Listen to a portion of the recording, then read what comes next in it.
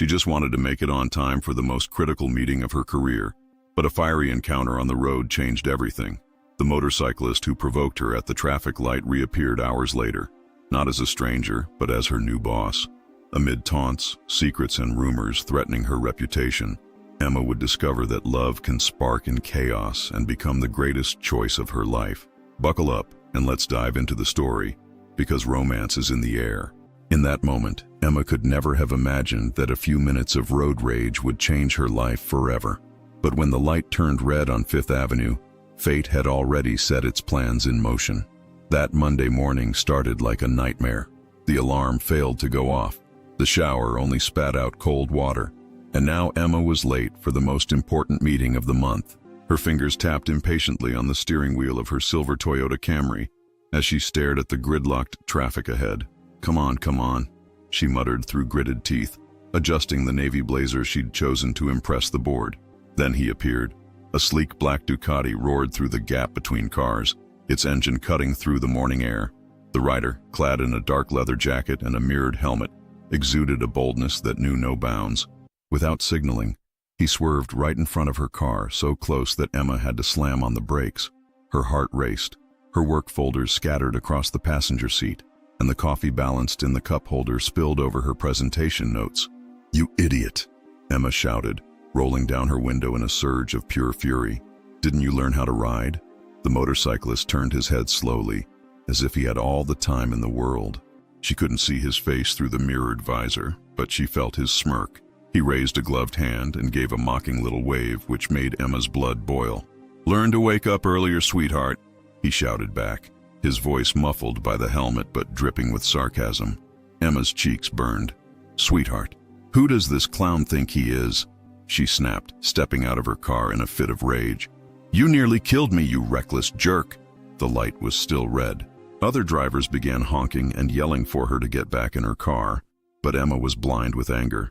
She stormed toward the motorcycle, her high heels clicking on the pavement like a war drum.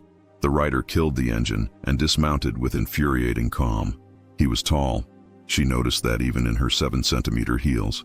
His broad shoulders filled out the leather jacket, and when he removed his helmet, Emma nearly lost her breath. Dark hair tousled by the wind, piercing blue eyes like sapphires, and a crooked smile that screamed trouble. He was devastatingly handsome, and Emma hated herself for noticing in the middle of a traffic spat. "Wow, such fire," he said, running a hand through his hair, his bicep flexing under the jacket. "Relax, kitten.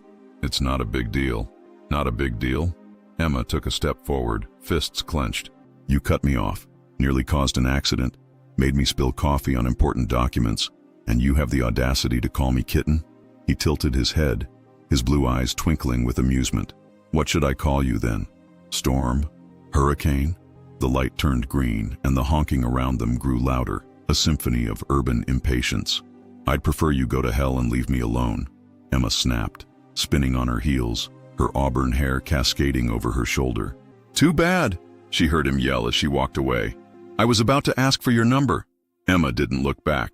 She slammed her car door hard enough to make it shake, shifted into gear, and sped off, leaving him behind with the bitter taste of anger in her mouth. In the rearview mirror, she saw him put his helmet back on and straddle the bike, but he didn't move. He seemed to be watching her car, and Emma could swear he was still smiling. "Jerk," she muttered, wiping the last drops of coffee off her documents with a tissue. "I hope I never see that guy again." But fate, as always, loved a good twist. 20 minutes later, Emma parked in the underground garage of the sleek Manhattan office tower where she'd worked for 5 years. The building was a modern marvel, its 40 stories of mirrored glass reflecting the gray morning sky. She took a deep breath, checked her makeup in the rearview mirror, and tried to pull herself together. The meeting with the new board was in an hour, and she couldn't let a traffic spat ruin months of preparation. Emma was a senior marketing analyst at a top-tier consulting firm, and this meeting was her golden ticket to the promotion she'd been chasing. The former CEO had left abruptly the previous week, something about shareholder disputes, and the new majority shareholder was arriving today to take charge. Change always made her nervous. Emma thrived on control, planning, and predictability. Improvisation wasn't in her vocabulary, but as she waited for the elevator in the lobby, a strange feeling washed over her.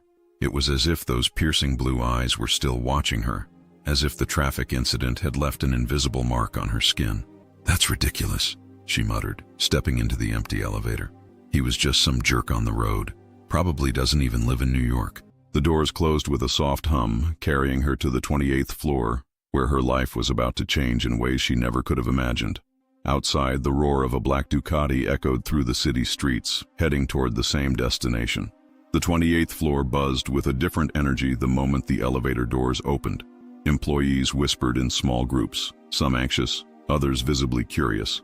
"Emma," the shrill voice of her colleague Rachel cut through the air. "You won't believe what's going on." "What now?" Emma sighed, setting her bag down at her desk. "Let me guess, another last-minute change to the presentation?" "Way worse," Rachel said, her eyes gleaming with gossip-fueled excitement. "The new majority shareholder arrived early, and girl," she paused for dramatic effect, "he's drop-dead gorgeous." Emma rolled her eyes. "Rachel, you say that about every guy who walks in here. Remember the accounting intern you called a Greek god?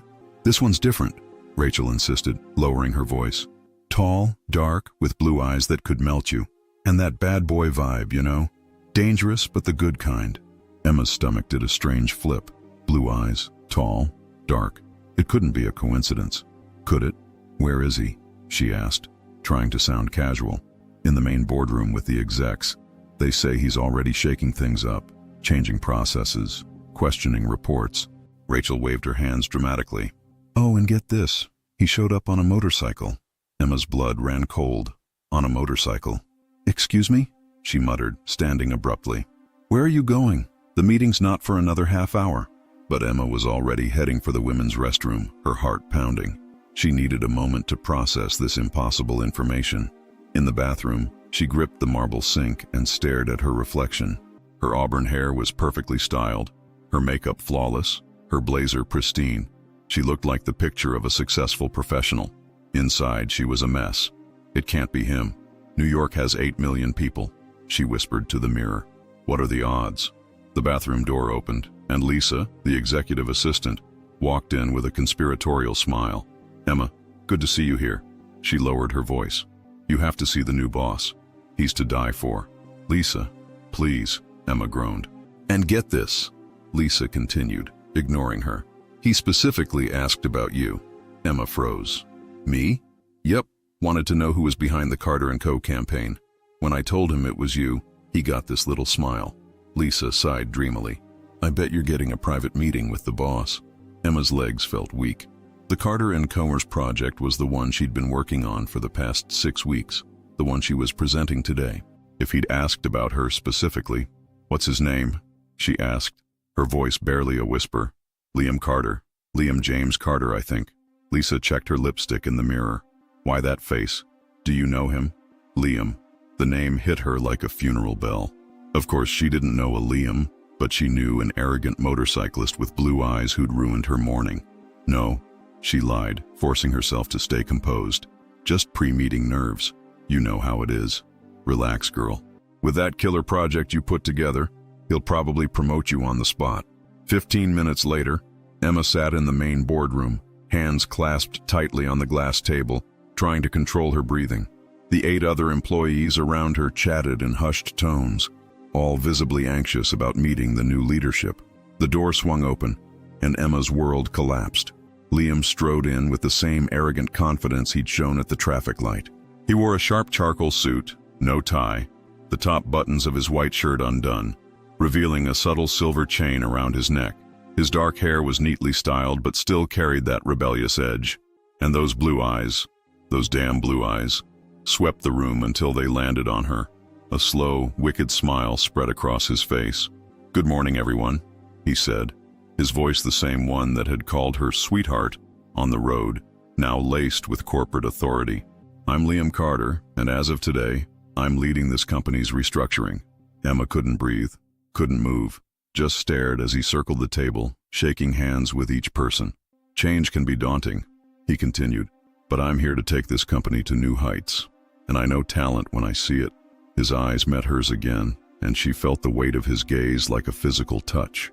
When he reached her, his cologne, woodsy, intense, hit her senses. He extended his hand, and she had no choice but to take it. The touch was electric. his warm, strong fingers lingering a moment too long. "Emma Thompson, right?" His voice was low, almost intimate. "The one behind the Carter and Comer project?" "Yes, sir," she managed, pulling her hand back quickly. "Liam," he corrected, his eyes gleaming with barely concealed amusement. No need for unnecessary formalities. He moved on, but Emma could still feel the heat of his touch, the weight of his gaze like a caress. "This man is not just my boss," she thought. "He's the jerk who turned my morning upside down." And by the way he was looking at her, this was only the beginning. The presentation was a silent disaster. Not because the project was flawed, Emma knew it was brilliant, but because her hands trembled slightly every time Liam's blue eyes fixed on her, and her voice faltered when he asked seemingly innocent questions laced with double meanings. "Interesting approach to audience segmentation," Liam said, leaning back in his chair, arms crossed. "Tell me, Emma, how did you decide this demographic would be the most responsive?" The word responsive rolled off his tongue like a caress, and Emma felt heat creep up her neck. "Extensive market research, behavioral analysis," she said, taking a deep breath, "and professional instinct." "Instinct," he repeated, a spark of amusement in his eyes. "Sometimes our instincts surprise us, don't they?" The other employees seemed oblivious to the electric tension between them, seeing only a new boss asking smart questions. They didn't know every word was a veiled reference to their explosive traffic encounter. When the meeting finally ended, Emma gathered her materials in a rush, desperate to escape. She needed air, space, anything to clear her head. "Emma," Liam's voice stopped her cold as she reached the door. "Can you stay a moment? I'd like to discuss some project details." She turned slowly. The room had emptied, leaving them alone for the first time since the traffic light. The silence was heavy, like a storm about to break. Liam approached, hands in his pockets, a dangerous smile playing on his lips. "Small world, isn't it?" he said, stopping at a distance that was professionally appropriate but personally unsettling. "I don't know what you're talking about," Emma said, lifting her chin, trying to regain control. "Don't you?" He tilted his head, feigning confusion. "An angry woman, silver Toyota Camry, navy blazer. Reminds me of someone I met this morning." "You must be mistaken," she said, her heart pounding so loudly she was sure he could hear it. "Funny, because I could have sworn I heard a voice just like yours calling me an idiot." Liam stepped closer. "You were right, by the way. I am an idiot." His smile was devastating. "But I'm an idiot with a good memory, and I distinctly remember saying I'd ask for your number." Emma's legs felt weak. "This is completely inappropriate. You're my boss." "I am," he said with a casual shrug, as if it were the least important detail. "But before I was your boss, I was just a guy who was impressed by the fire of a woman in traffic." "I don't have fire," she lied. "Don't you?" His blue eyes traced her face like a touch. "What was that at the traffic light then?" "Ice?" Emma shot back, unable to resist. His laugh was rich, genuine, and utterly masculine. "There's that fire I was looking for." She realized she'd fallen into his trap. He'd provoked her on purpose, and she'd reacted exactly as he expected. "You're impossible," she muttered. "I'm many things," Liam agreed. "Impossible is just one of them." He stepped back, heading toward the window with a view of the city skyline. The Carter and Co. project is exceptional, Emma. You've got talent, but it needs some tweaks. The sudden shift to business caught her off guard. "Tweaks?" "Yes, I'd like us to work on them together." His professional mask was back, though his eyes still sparkled with mischief. "Daily meetings, full strategy review, detailed analysis of every step. It'll be intense." Emma swallowed hard. Working closely with this man every day was a recipe for disaster. "I prefer to work alone." "Do you?" Liam raised an eyebrow. "Too bad, because I wasn't asking for your preference, Emma. I was setting your new schedule." His tone was authoritative, but there was a playful challenge in it that made her blood simmer. "We start tomorrow, 8 a.m. My office. Don't be late." He paused at the door and turned back. "Oh, and Emma, try not to spill coffee on your documents this time." With that, he left, leaving her alone in the boardroom with a racing heart and the certainty that her life had just gotten infinitely more complicated. The next few days were a sweet, unbearable torture. Liam kept his promise of daily meetings, each one a minefield of barely concealed chemistry. He had a knack for turning professional discussions into something charged with subtext, every technical question sounding like a veiled seduction. "The visuals need to be more captivating," he'd say, leaning over her shoulder to look at her laptop screen, his cologne invading her senses. "Something that evokes an immediate response." Emma tried to focus on work, but it was impossible to ignore the way his voice hummed near her ear, or how his fingers occasionally brushed hers when pointing at the screen. "I'm aiming for elegance without losing impact," she'd reply, pretending not to notice how he lingered too close. "Elegance and impact aren't mutually exclusive," he'd murmur. "Sometimes the best results come from blending control with spontaneity." It was clear he wasn't just talking about marketing. By Wednesday, things reached a breaking point when Liam announced they'd need to travel to Miami for a client presentation the next day. "Travel?" Emma nearly dropped her coffee mug. "I can't travel with you." "Why not?" He tilted his head, feigning innocence. "It's a golden opportunity for the company. The client is one of the biggest in South Florida." "I have commitments," she said. "What commitments?" His blue eyes studied her intensely. "Jealous boyfriend? That's none of your business," she snapped. "It is," he countered, stepping closer to her desk. "I'm your boss, and I need to know if my employee has any issues fulfilling her professional duties." Emma took a deep breath. The truth was, she hadn't had a boyfriend in 2 years, but admitting that to this man felt too dangerous. "I don't have a boyfriend," she admitted, hating herself for it, "but it's still inappropriate." "Great." His smile was triumphant. "We leave at 7 a.m. I've already booked the car." The next morning, Emma descended at exactly 7 a.m. and nearly had a heart attack. Liam leaned against a black BMW, dressed in dark jeans and a fitted polo shirt that hugged his physique perfectly.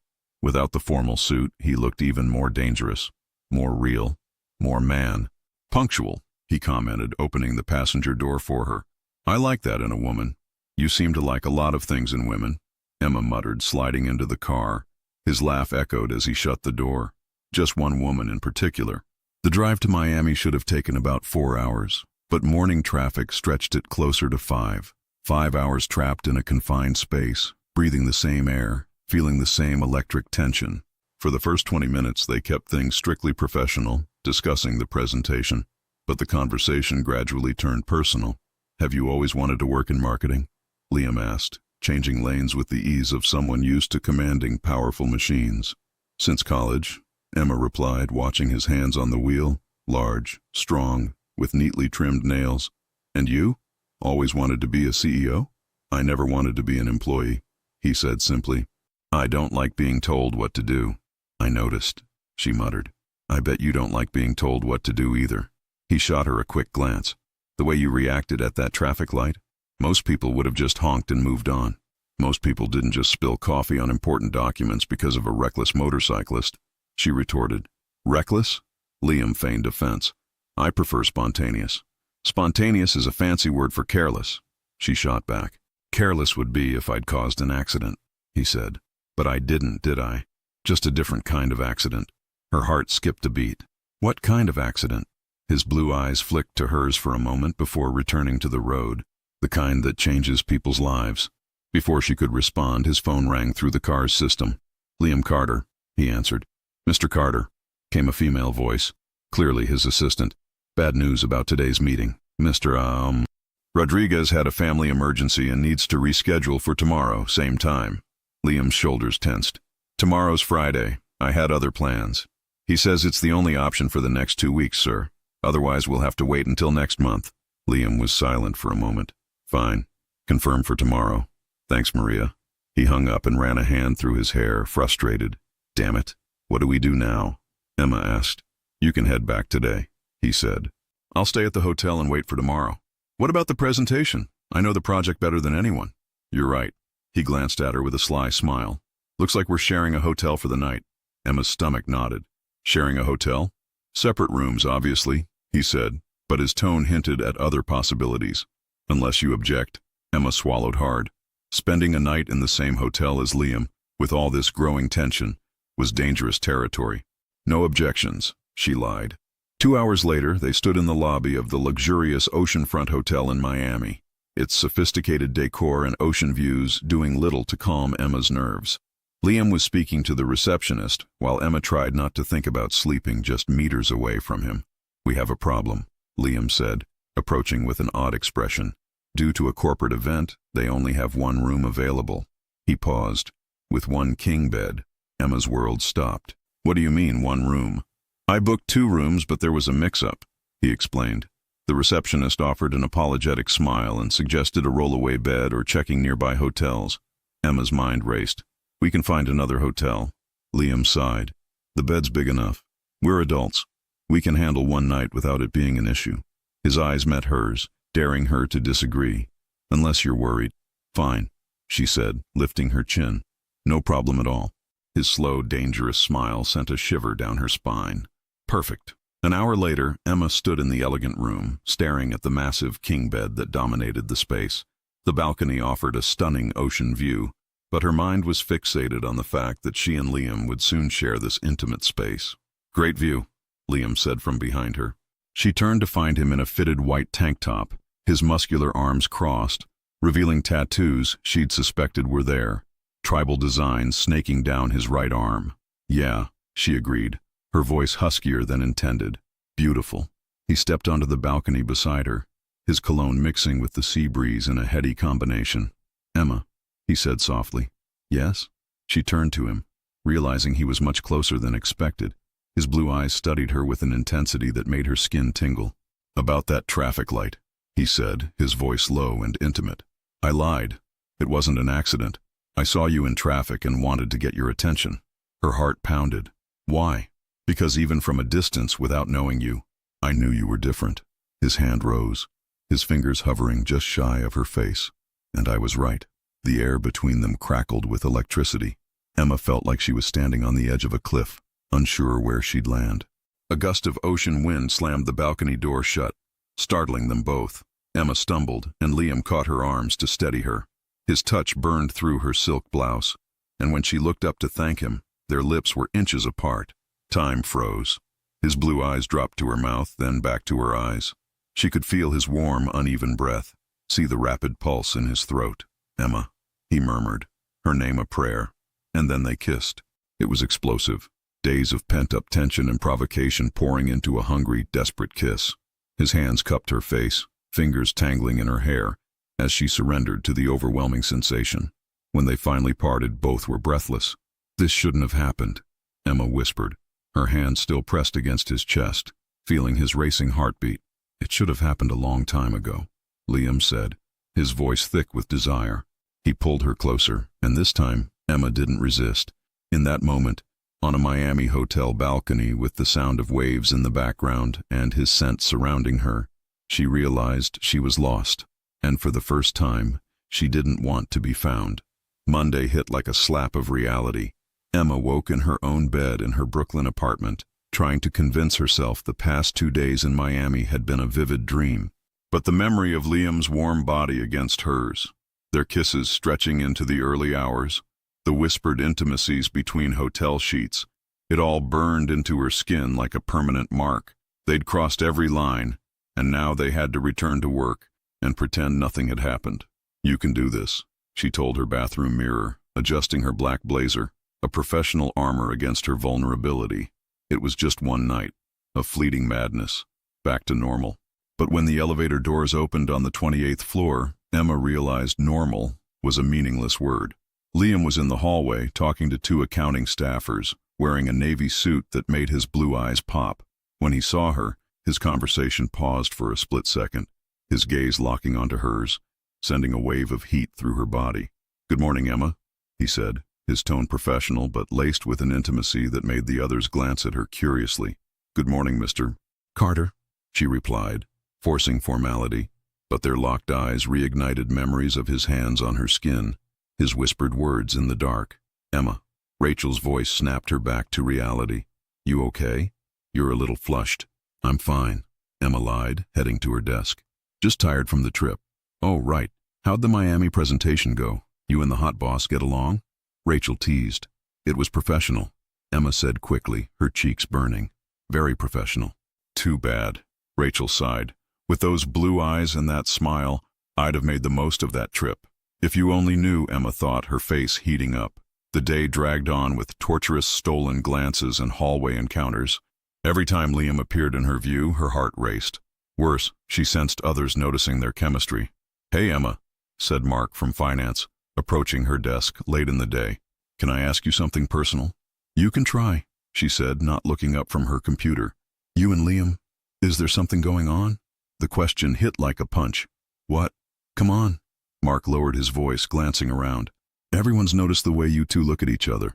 This morning in the hall it felt too close for just business. You're imagining things, Emma said, her voice sharper than intended. Okay. Mark raised his hands in surrender. Just curious. You'd make a good pair. As he walked away, Emma's hands trembled. If Mark noticed, who else did? And what would happen if the rumors reached the board? An email from Liam arrived at 5:45 p.m. Need to discuss Carter project adjustments. My office, 6 p.m. The office was mostly empty, the perfect time for a private talk. 15 minutes later, she knocked on his office door. Come in, he called. He stood behind his desk, sleeves rolled up, tie loosened, the late afternoon light casting shadows across his chiseled face. Close the door, he said, not looking up from his papers. Emma obeyed, the click of the lock echoing in the quiet room. About the Carter project, she began, aiming for professionalism. Forget the Carter project. Liam looked up, his intense gaze making her step back. We need to talk about Miami. There's nothing to talk about, she said. Nothing? He rounded the desk, approaching slowly. So it was my imagination when you moaned my name in the middle of the night. Her face burned. Liam, and when you said you'd never felt that way before? He pressed, stopping close enough for her to feel his warmth. I can't stop thinking about the taste of your skin, Emma. It was a mistake, she said, her voice unconvincing even to herself. It was the most right thing that's ever happened to me. His words hit like lightning. She met his gaze, seeing not just desire but something deeper, more dangerous. People are talking, she whispered. Mark asked me today if we're involved. What did you say? That he's imagining things. I had to lie. Her frustration spilled out. I can't lose my job over this. This? Liam frowned. That's what you call what happened between us? I don't know what to call it, she said, running her hands through her hair, ruining her perfect updo. It's too complicated. He studied her with an intensity that felt physical. You're scared, he said finally. Of what? Of me. Of yourself. Of how I make you lose control. Emma felt the electricity in the air. Control is overrated, he murmured, echoing his earlier words. For you, maybe. You're the boss. You have nothing to lose. I have you to lose. The words hung in the air, heavy with meaning beyond the physical. Liam? She began, but voices in the hallway cut her off. They stepped apart instantly. Emma smoothed her blazer, trying to regain composure, while Liam returned to his desk, pretending to review papers. Sorry to interrupt, said Tom, the operations manager, entering without knocking. I need your signature on these contracts before. He glanced between them, his expression shifting. Didn't know you were in a meeting. Just wrapping up some project details, Liam said smoothly. We're done, right, Emma? Yes, she said, heading for the door. But as she passed Tom, his knowing look made her stomach churn. He suspected something, and worse, he seemed certain. Tuesday morning, the office felt off. Conversations stopped as Emma stepped out of the elevator, eyes averted, a heavy awkwardness in the air. Good morning, Rachel said, her tone forced. Good morning, Emma replied, frowning. Everything okay? Sure, why wouldn't it be? Rachel's response was too quick, too defensive. Emma headed to her desk, but her stomach twisted as whispers spread around her. Small groups dispersed when she passed, as if her presence was a warning signal. Something was very wrong. The answer came from Tom, who approached her desk with a look of fake concern mixed with smug satisfaction. Emma, can we talk? He said theatrically. In private. They moved to a small meeting room and he closed the door with exaggerated care. Look, I hate to be the bearer of bad news, he began, pausing for effect. There are some rumors going around about you. What kind of rumors? Her voice was calmer than she felt. About you and Liam being close. Tom leaned forward, conspiratorial. People are saying you two have a personal relationship. So what? Emma lifted her chin, feigning indifference. People always gossip, Emma. Tom sighed, as if genuinely worried. You know how corporate environments are, especially for women. If people think you got your position through other means.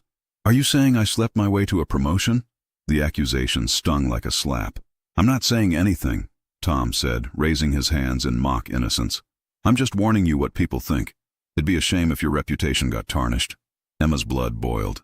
His use of tarnished made it clear he already believed it. Thanks for the concern, she said, standing. I can handle my own reputation. Of course. Tom stood too, a smug smile tugging at his lips. Just thought you should know. Back at her desk, Emma tried to focus, but the toxic atmosphere was suffocating. Stolen glances, hushed whispers, fake smiles dripping with judgment. Then came the most humiliating moment. In the break room, pouring coffee, she overheard voices from the hallway. Sarah and Jessica from HR. "It's obvious she's sleeping with him," Sarah said. "You see how he looks at her? And that Miami trip?" Jessica replied. "Classic move. Ambitious woman, single, powerful boss. Do the math. What bugs me is the hypocrisy," Sarah went on. "She always acted so professional, so above it all, and turns out she's just like the rest. Worse," Jessica added. "At least the others are upfront about it. And she's not even that pretty. Must be good in bed." Their cruel laughter was the final straw. Emma stormed out of the break room, her face burning. The women froze when they saw her. "Emma," Sarah tried to smile. "Didn't see you there." "Clearly," Emma said, her voice icy. She walked past them with as much dignity as she could muster, but inside, she was shattered. They saw her as an opportunist, a woman who'd traded her body for professional gain. The rest of the morning was a nightmare. Every glance felt like an accusation, every greeting fake. By 3 p.m., unable to bear the whispers, Emma left early, claiming a headache, a half-truth. As she waited for the elevator, Tom appeared. "Leaving early?" he asked, his tone falsely casual. "Rough day, huh?" "What do you want, Tom?" she snapped. "Nothing." He smiled. "Just interesting how things have changed. 6 months ago, you were just another solid employee. Now suddenly you're in with the CEO, getting big projects, business trips." He paused. "Quite the rise through hard work, I'm sure." The elevator doors opened and Emma stepped inside. But Tom kept talking. "Just hope you know what you're doing, Emma. When this fling ends, and it always does, you might find your career was the price you paid for a bit of fun." The doors closed, but his words echoed in her mind all the way home, feeding a dark fear that he might be right. Liam sensed the shift the moment he arrived at the office Wednesday morning. The air was thick with tension, employees avoiding his gaze with more than just respect. Something was wrong, and Emma wasn't at her desk. "Where's Emma?" he asked Rachel, who nearly spilled her coffee. She's sick, I think," Rachel stammered. "Called in saying she wouldn't be in today." Liam frowned. Emma had left early yesterday with a headache, and now she'd missed work for the first time since he'd taken over. It wasn't a coincidence. "Mr. Carter," his assistant Lisa called. "Got a minute? There's something you need to know." In his office, Lisa closed the door, her face grim. "It's about Emma. There are some nasty rumors going around about you two. People are saying she got her position through personal favors." Liam's jaw tightened. "What kind of rumors?" "That you're having an affair. That her success is because of it." Lisa grimaced. "Yesterday was rough. People were openly cruel." She was shaken. "Who's spreading this?" Liam's voice was low, laced with barely contained fury. "It's hard to pinpoint, but Tom's been very vocal, asking questions, dropping hints." Liam's anger surged. Tom, the guy who'd been overlooked for the CEO role and clearly resented it. "Thanks for telling me," he said, his voice tight. "Lisa, any advice? You've been here 15 years. Emma's one of the best we've ever had," Lisa said. "Don't let petty jealousy ruin her or you." By 10 a.m., Liam called a mandatory meeting for the entire 28th floor. 23 faces stared at him in the main conference room, ranging from curious to nervous. Tom sat in the back, his casual demeanor fooling no one. Liam stood at the front, hands in his pockets, his gaze sweeping the room. The silence was deafening. "It's come to my attention," he began, his voice low but commanding, "that some of you have too much time on your hands." A nervous murmur rippled through the room. "Apparently, instead of focusing on the work you're paid for, you've been indulging in something far more interesting. Gossip." He paused, letting the word hang. "Gossip about your colleagues' personal lives." Faces flushed, eyes dropped. "Specifically," Liam continued, "gossip about an exceptional employee who's been here 5 years, always delivering outstanding results." He began pacing, his gaze locking onto each person. "Emma Thompson," he said clearly, "is one of the most talented professionals I've ever worked with. Her projects are innovative, her strategies effective, her work ethic impeccable." Sarah and Jessica stared at their hands, visibly uncomfortable. "So imagine my surprise," Liam's voice grew colder, "to learn that some of you have questioned her qualifications, suggesting her success comes from other activities." The room's tension was palpable. "Let me make a few things clear," Liam said, stopping in the center. "First, Employees' personal lives are none of this company's business unless they affect performance. Second, implying a woman's success comes from personal favors is not just false and defamatory, it's harassment, and it will not be tolerated. Tom shifted uncomfortably. Third, Liam's eyes locked onto him. Anyone spreading malicious rumors or making inappropriate comments about a colleague will face immediate suspension and investigation for termination. No warnings, no second chances. The silence was deafening. Emma Thompson earned everything through hard work, intelligence, and dedication. She doesn't need anyone's favors to be exceptional. She already is. His voice grew fierce. If anyone has a problem with that, if anyone feels they can tear down a colleague with cowardly, sexist remarks, they're in the wrong company. He scanned the room again. Now, since you're so interested in my personal life, a dangerous smile curved his lips. Yes, I have a personal interest in Emma Thompson, not just as a professional, but as the extraordinary woman she is. Gasps filled the room. And if that bothers any of you, if you think it compromises my ability to lead or her ability to do her job, you clearly don't know me. His voice turned to steel. I don't hide. I don't lie. And I don't tolerate attacks on the people I care about. Tom paled. There's a difference between personal interest and professional favoritism, Liam continued. Emma has never needed and will never need special treatment. She's exceptional on her own merit. He leaned on the conference table, his gaze piercing. Let me be crystal clear. This company has no place for sexism, harassment, or people who destroy a colleague's reputation out of jealousy. If you have issues with my leadership or decisions, file a formal complaint. Talk to me directly. But do not take out your frustrations on an innocent employee who's done nothing but excel. He straightened, his presence commanding. Rumors and gossip end today. Anyone caught continuing this toxic behavior will be out the door immediately. That's not a threat, it's a promise. The room was silent. Emma Thompson has my respect, my admiration, and yes, my personal interest. If anyone has a problem with that, the door's right there. He headed for the exit but paused. Oh, and Tom? His voice cut like a blade. Tom looked up, pale as paper. My office. Now. 15 minutes later, Tom left Liam's office with a box of personal items. His suspension had turned into immediate termination after Liam presented evidence of defamation. Liam grabbed his phone and dialed Emma's number. Hello? Her voice was weak, vulnerable. It's me, he said softly. How are you? There was a pause, then a stifled sob. Liam, I can't do this anymore. The way they looked at me, the things they said, you won't have to worry about that anymore, he said firmly. I just took care of it. How? By making it clear to everyone that you're untouchable, that I won't tolerate anyone hurting you, and that anyone who tries will answer to me. He paused. Emma, I should have done this sooner. I should have protected you from the start. Liam, her voice broke. Don't hide anymore, he said, his voice fierce with determination. Don't let these cowards make you feel less than you are. You did nothing wrong. We did nothing wrong. For the first time in 2 days, Emma's voice carried a hint of a smile. Okay. 3 weeks later, the office had transformed.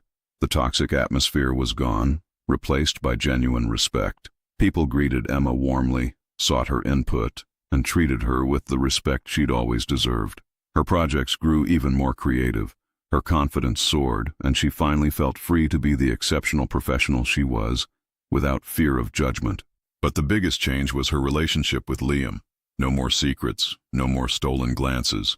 They worked together openly, and when Liam praised her in public, which he did often, no one questioned her worth. Ready to go? Liam asked, appearing by her desk at 6 p.m. on a Friday in October. Almost, Emma said, saving her last file. Just finishing this report. The report can wait. He leaned on her desk, close enough for her to smell his cologne. I have plans for us tonight. What kind of plans? Her heart raced, as it always did when he looked at her like that.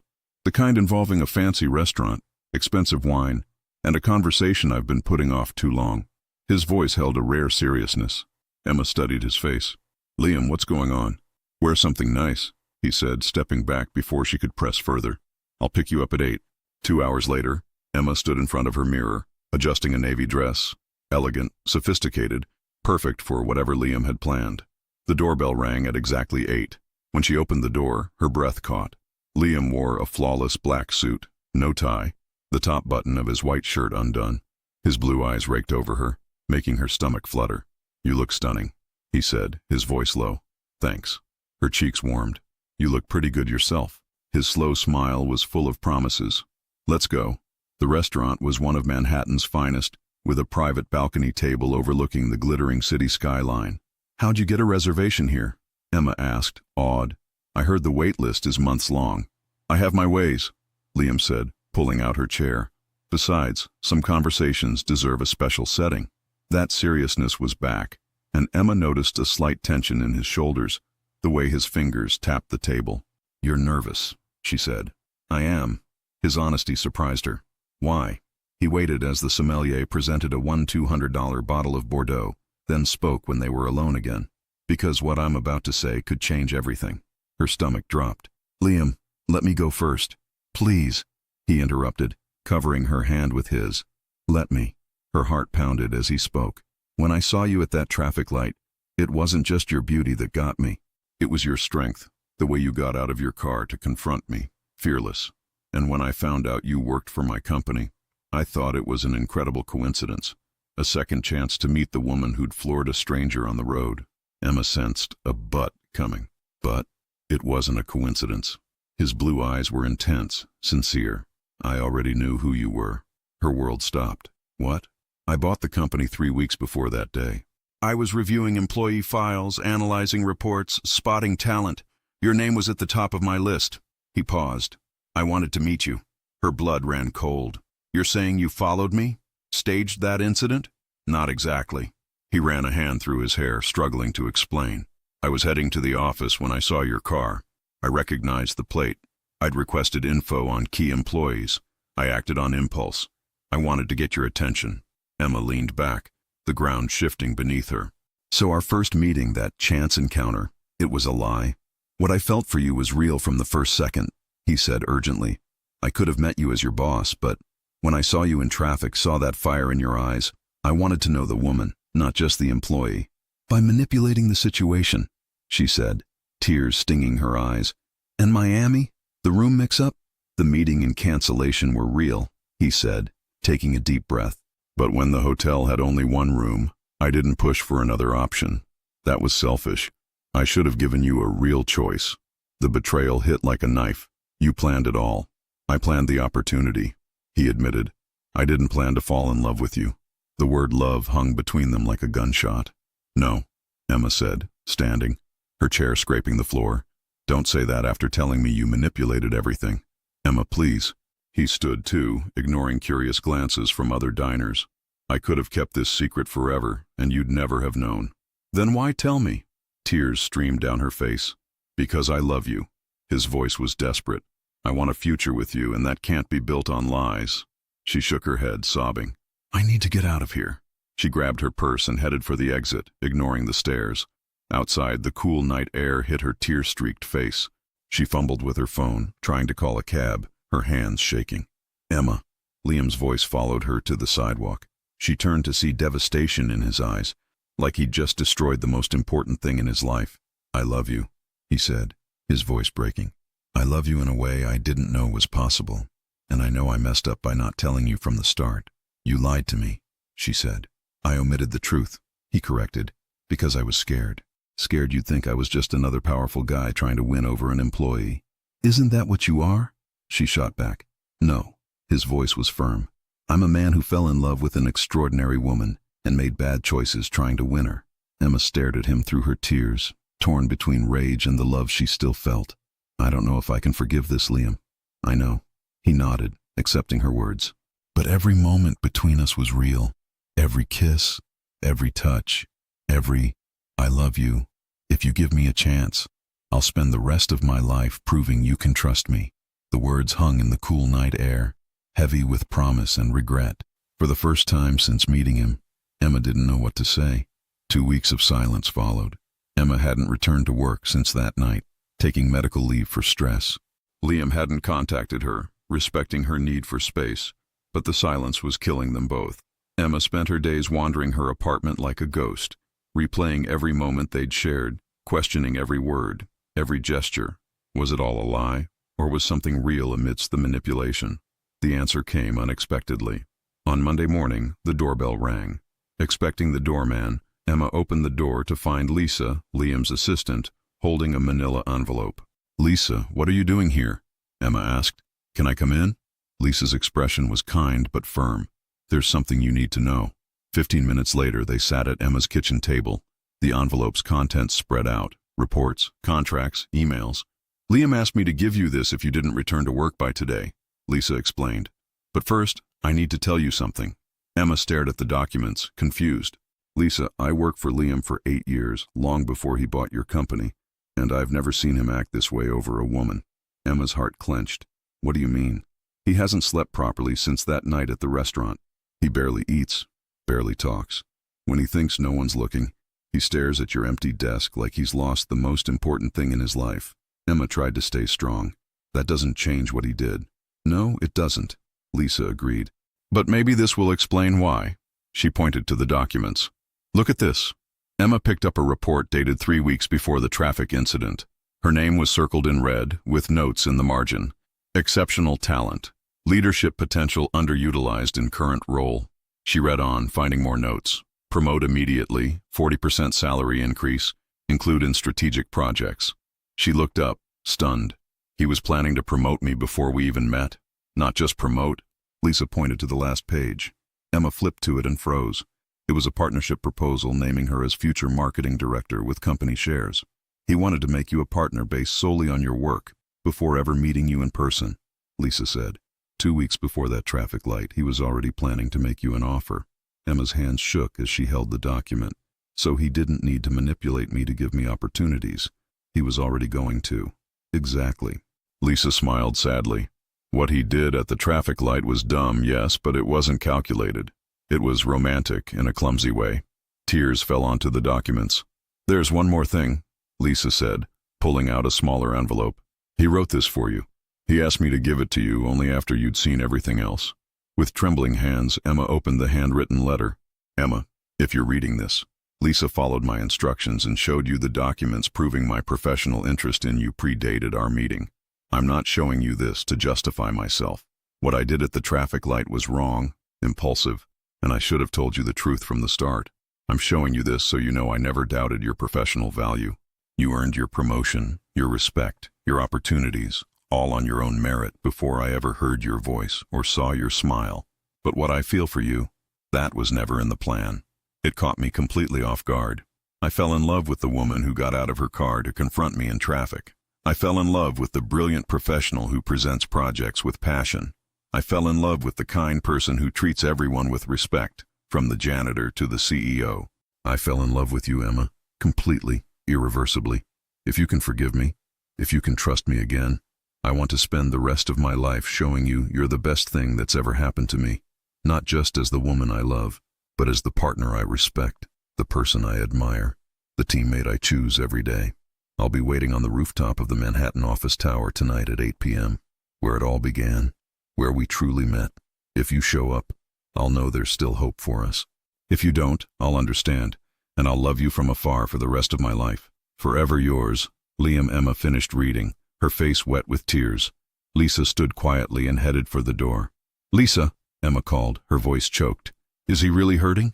"Like a condemned man, sweetheart," Lisa said with a sad smile. "Like a condemned man." At 7:45 p.m., Emma stood in the elevator of the Manhattan office tower, heading to the rooftop. She wore a simple cream dress, her hair loose over her shoulders, her heart pounding like it might burst. The doors opened to the rooftop, and her breath caught. The space had been transformed into a suspended garden, fairy lights creating an artificial starry sky. Floating candles glowed in glass holders, and white rose petals formed a path to the center, where Liam waited. He wore a dark suit, no tie, the top buttons of his shirt undone. When he saw her, his face lit up with relief and hope so intense it was almost painful to witness. "You came," he said, his voice thick with emotion. "I did," Emma said, walking slowly along the petal path. "I read the documents." "Why didn't you show me sooner?" she asked. "Because I wanted you to trust me without proof. I wanted you to believe in me based on what you felt." He ran a hand through his hair. "It was stupid." "It was," she agreed. They stared at each other, the weight of everything hanging between them.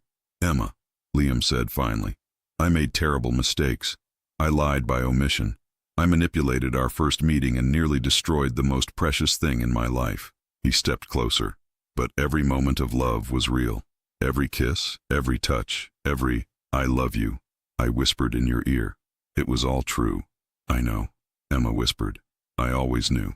He hesitated, raw vulnerability on his face. Can you forgive me? She studied his face, those blue eyes that had captivated her from the start, the strong jaw she'd caressed so many times, the lips she knew better than her own. You hurt me, she said. You made me doubt myself, my worth, what we had. I know, and I hate myself for it. It'll take time for me to fully trust you again, she said. I'll take whatever time you need, he said, his eyes shining with hope. But I also know you're a good man who made bad choices because you were scared of losing me. Her voice grew stronger. And I know I love you. I love you despite your mistakes. I love you for defending me at work. I love you for respecting me professionally. I love you. She couldn't finish because Liam crossed the distance between them, pulling her into his arms and kissing her with desperate intensity, like she was his oxygen, and he was drowning. When they parted, both were crying. I love you so much, he murmured against her lips. So much it hurts. I love you too, she said. They held each other, breathing in each other's familiar warmth. Then Liam pulled back slightly, his voice taking on a formal tone. Emma, he said, kneeling before her. Her world stopped. I know we're still rebuilding, he said, pulling a velvet box from his pocket. I know you need time to trust me fully, but I know I want to spend my life proving you're the most important person in the world to me. He opened the box, revealing a diamond ring that sparkled under the fairy lights. Emma Thompson, will you marry me? Will you be my partner in life, not just in work? Will you build a future with me based on truth, respect, and a love I'll never put at risk again? Emma looked at the man kneeling before her, the one who'd infuriated her, won her heart, hurt her, and won it back. The ring wasn't just a proposal. It was a promise of honesty and partnership.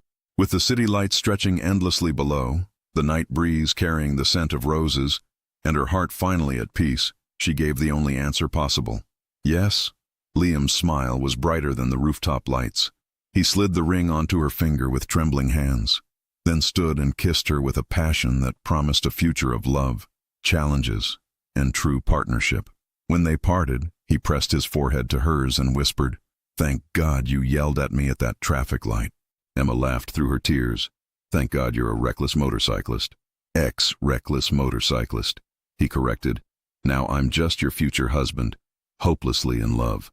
6 months later, the ceremony took place on the same rooftop, transformed into a dreamlike garden.